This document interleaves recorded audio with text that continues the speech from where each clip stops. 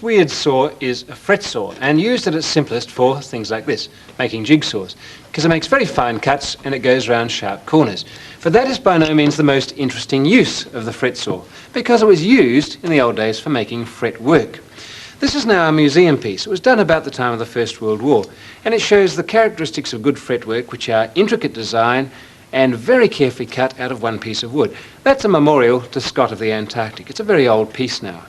Again, very intricate design. Well, the fret saw that allows you to do things like that is a weird thing indeed, but for good reason. It's really a bow of steel which is sprung, so that if I release this top clamp, you can see it springs apart from the bowstring, which is really the blade, a very fine piece of steel with saw teeth all the way down.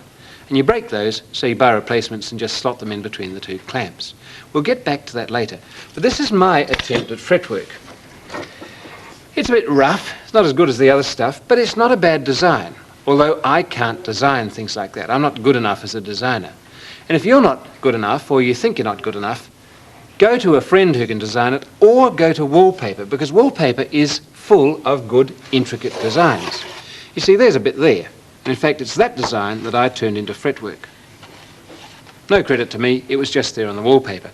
And I stuck the wallpaper onto a piece of plywood, which is now what fretworkers often use, and you can see it's sitting there ready to be cut out. Well, what you have to do now is to decide the bits of the design you want to lose. And I've decided, for better or worse, I'm going to cut out all the bits that are white, and I've already begun that. But you have to dismantle the saw and assemble it through the work.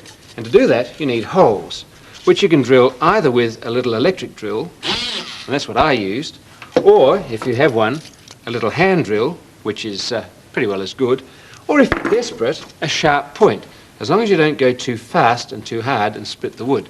But make a hole that's wide enough to let the saw blade through, and make a few of those through the bits of the design you want to cut out. Now comes the hardest bit of all. It's where you often break a blade. You take the piece you're going to fretwork and put it design side up, because you need to know exactly what you're doing. You need to see the design. Undo that top clamp, the saw blade comes free, and you thread that up through one of the holes in your work. Here goes. Comes up there, and you reassemble it by squeezing the saw together again, getting the blade into the top bracket there, and doing it up very tightly. You'll need about 5 hands for this, but when you let the saw go, it springs that blade tight, and you can hear it pinging, and because it's tight, it'll cut well. Always make sure the teeth are pointing to the handle. It cuts on the way down. And you keep the saw jigging up and down, and moving the work around, and you can cut out your designs. Well, it's fairly hard working on the end of a workbench like this. You can see that the saw is as long as it is because it allows the work to be fairly large and move in and out of the saw frame. But we're too close to the edge of the table and we cut into it. So we'll just put that to one side and show you one other tool that the fretworker really needs. It's nothing more than a plank with a wedge cut out of it, like that.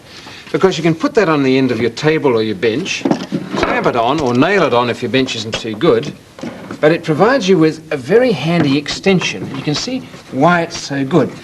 It supports the work on the sides of that V there, supports it all the way around, and you can move the blade back and forth through a great sort of distance without mucking up the table.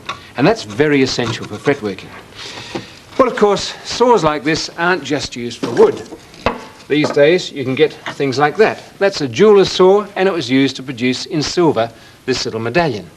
Almost anything which has got a lattice work or holes in it has been fretworked in some way. And you can use it for perspex too.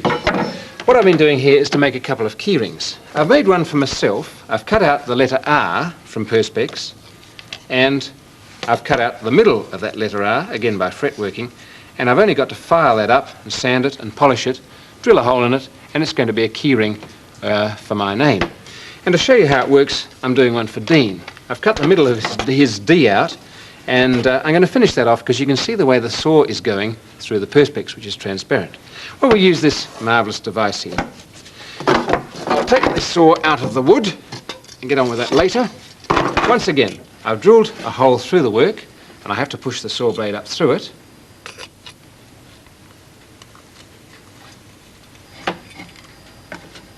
Position the work down there, squeeze the saw together, clamp the blade in, do up the clamp, and let the spring go. And by turning the work around and jigging the saw up and down, I can cut away around the D.